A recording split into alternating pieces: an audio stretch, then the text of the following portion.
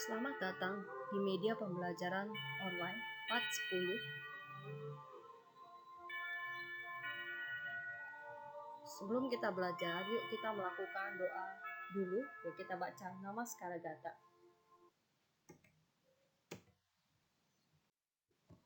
Arahang sama Sambuddho Bhagawa Buddhang Bhagavanta Abhivademi Swagato Bhagavata Dhammo Dhammang Namasami Supatipano Bhagavato Sawaka Sangho Sanghang Namami. Yuk kita duduk hening. Ya, kita duduk hening untuk melakukan meditasi. Menyadari nafas masuk, nafas keluar, rasakan di dalam hati. Mata dipejamkan, kita rileks. Mengamati nafas masuk, nafas keluar. Nafas masuk, saya tahu saya bernafas masuk. Nafas keluar, saya tahu saya bernafas keluar. Masuk, keluar. Nafas masuk, saya tenang. Nafas keluar, saya rileks. Tenang, rileks. Nafas masuk, saya tahu saya bernafas masuk. Menyadari nafas masuk dan nafas keluar. Duduk hening, selesai. Yuk, yang akan kita pelajari adalah tujuan pembelajarannya. Peserta didik dapat memahami agama Buddha. Peserta didik dapat memahami nilai-nilai agama Buddha dan peserta didik memahami ciri khas agama Buddha. Pengertian agama Buddha. Yuk kita lihat. Walaupun ada yang tahu dari kelas 10 atau dari kelas 1 SD sudah belajar sejarah riwayat hidup Buddha Gautama. Ya, tentu pasti kita tahu bahwa ajaran agama Buddha ya disampaikan oleh Buddha Gautama di India ya, sekitar lama sekali, yaitu 2563 BA atau Buddhist era, di tahun yang lampau ya. Nama lain dari agama Buddha adalah Buddha Sasana, Buddha Dhamma Sasana, Dhamma Buddhism ya. Jadi lebih dikenal lagi adalah Buddha Dhamma. Dhamma meskipun diajarkan oleh Buddha, ia bukanlah ciptaan Buddha ataupun bukan ciptaan manusia ya. Dhamma adalah kebenaran atau hukum yang abadi atau kekal abadi meskipun Buddha ada atau tidak. Ya. Ajaran kebenaran tetap ada, Dharma tetap ada. Jadi kesimpulannya adalah Dhamma bukanlah ciptaan Buddha. Pengertian agama Buddha lanjutan ya, artinya bahwa Dhamma atau kebenaran yang diajarkan Buddha, yang diajarkan adalah 4 kebenaran mulia atau Catur Arya Satchani yang akan kita bahas di kelas 11 nanti. Kemudian hukum karma dan punarbawa yang diajarkan oleh Buddha ya. Kemudian tilakana atau 3 corak umum atau 3 keberadaan, dan 4 paticca samuppada, kebenaran sebab akibat yang saling bergantung. Ini pun akan dibahas di kelas 11. Nah, ini adalah pemutaran roda Dhamma yang ujung-ujungnya nanti adalah jalan mulia berunsur 8. Tapi bahasnya itu terus. Tapi inilah yang dimaksud dengan kekal, abadi, tidak diciptakan. Buddha ada atau tidak, Dhamma tetap ada. Nilai-nilai agama Buddha, kita lihat di sini. Agama Buddha adalah agama yang realistis. Apa sih itu realistis? Realistis artinya kenyataan yang nyata, ya, yang benar dikatakan benar, yang salah dikatakan salah. Bukan ajaran yang pesimis atau melihat sisi buruknya saja, atau juga optimis, karena agama Buddha selalu realistis. Mengajarkan tentang kebenaran apa adanya, baik dikatakan baik, buruk dikatakan buruk. Yang kedua adalah agama Buddha bukan agama dogmatis. Apa itu dogmatis? Dogmatis artinya asal percaya, harus percaya, tidak boleh menolak. Sedangkan agama Buddha tidak seperti itu.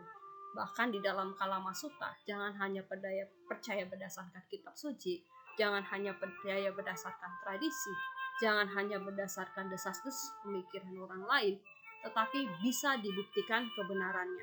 Makanya bukanlah agama Buddha dikatakan agama dogmatis, tapi menuntut membuktikan kebenarannya, yang disebut dengan ehipassiko. Buddha tidak memaksa umatnya untuk menerima ajarannya tanpa harus membuktikan kebenarannya. Yang ketiga, agama Buddha anti tahayul. Tahayul itu adalah segala sesuatu yang dikabulkan misalnya. Segala sesuatu praktek yang mistis. Agama Buddha tidak seperti itu. Jadi tahayul adalah salah satu belenggu yang harus malah disingkirkan oleh umat Buddha. Praktek-praktek tahayul ini tidak dibenarkan. Apalagi contohnya banyak misalnya persugihan. Itu kan termasuk tahayul kepada benda-benda yang sangat mistik, misalnya batu, keris, dan sebagainya. Menganggap itu adalah sesuatu yang adik kuasa, sesuatu yang dikabulkan. Itu adalah konsep yang salah. Kemudian agama Buddha adalah anti fanatisme. Apa itu fanatisme? Belenggu yang harus disingkirkan juga oleh umat Buddha bersikap fanatik atau memahami tentang tiada yang kekal, satu tanpa inti. Jadi agama Buddha tidak menyarankan atau anti fanatik, ya, seperti itu. Nah, agama Buddha anti kekerasan. Di dalam Pancasila Buddhis pun, ya, yang kita lakukan di 5 sila, yaitu agama Buddha, aku bertekad untuk tidak membunuh, ya, karena konsekuensi membunuh adalah hilangnya dari cinta kasih, dan penyebaran agama Buddha adalah mengutamakan cinta kasih dan penyebaran yang luar biasa, tidak ada mengkaitkan dengan ajaran untuk mengorbankan makhluk hidup untuk berbuat baik. Jadi agama Buddha adalah mengutamakan cinta kasih, ya, berusaha menghargai setiap kehidupan makhluk. Itulah yang disebut dengan ajaran agama Buddha. Ciri khas agama Buddha. Kita masuk ke ciri khas agama Buddha. Apa sih ciri khas agama Buddha? 1. Semua orang dapat menjadi Buddha. Artinya, kebudaan bukan milik pribadi Pangeran Siddhartha, tetapi juga setiap orang bisa menjadi Buddha dengan melakukan apa yang dijalankan oleh Buddha. Nibbana adalah tujuan utama. Betul, karena agama Buddha bilang kalau masuk surga adalah tidak kekal. Kita kembali lagi seperti manusia atau bisa terlahir di alam lain. Karena utamanya adalah nibbana, yaitu terlepasnya loba, dosa, moha, dan tidak terlahir kembali. Karma adalah kebenaran yang ketiga yang tidak bisa dibantah. Setiap orang yang melakukan perbuatan buruk akan menghasilkan keburukan, dan menghasilkan yang kalau orang yang berbuat yang tidak baik akan menghasilkan yang tidak baik pula. Nasib bukan diatur oleh Maha Kuasa, tetapi bergantung kepada apapun yang kita perbuat. Keempat adalah baik buruk manusia bukan karena suku, bukan karena bebet, bibit, bobot, atau agama, atau jabatan. Ajaran Buddha menolak perbedaan derajat martabat manusia berdasarkan kasta itu, tetapi baik buruknya tergantung dari manusia itu sendiri. Yang kelima adalah anti kekerasan, mengutamakan metta. Ajaran agama Buddha selalu melindungi bentuk kehidupan. Bahkan yang ditulis di Pancasila Buddhis adalah aku bertekad untuk tidak membunuh.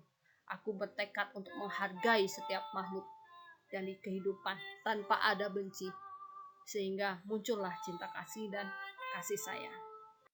Oke, kesimpulannya yang terakhir. Agama Buddha adalah agama kebenaran yang mengikat orang tanpa kecuali. Percaya atau tidak percaya tidak diperlukan di dalam agama Buddha, tetapi perlu dibuktikan. Makanya disebut dengan Buddha Dhamma adalah kebenaran mutlak. Agama harus berbentuk damai, cinta kasih, rukun, bahagia. Agama apapun di dunia ini ya selalu mengajarkan cinta kasih. Hanya perbedaannya adalah agama Buddha tiada satupun mengorbankan makhluk lain untuk berbuat baik. Itu tidak ya. Jadi kesimpulannya seperti itu. Nah, perbedaan dalam menafsirkan penekanan metode pencerahan di Buddhisme harus kita jaga esensinya, yaitu untuk mengatasi duka. Dan bagaimana caranya kita tahu sebabnya duka, maka kita tahu cara mengakhiri duka. Kita tahu kenapa kita menderita, karena tahu ada sebabnya dan tahu mengakhiri sebabnya penderitaan itu. Oke, sekian dan terima kasih.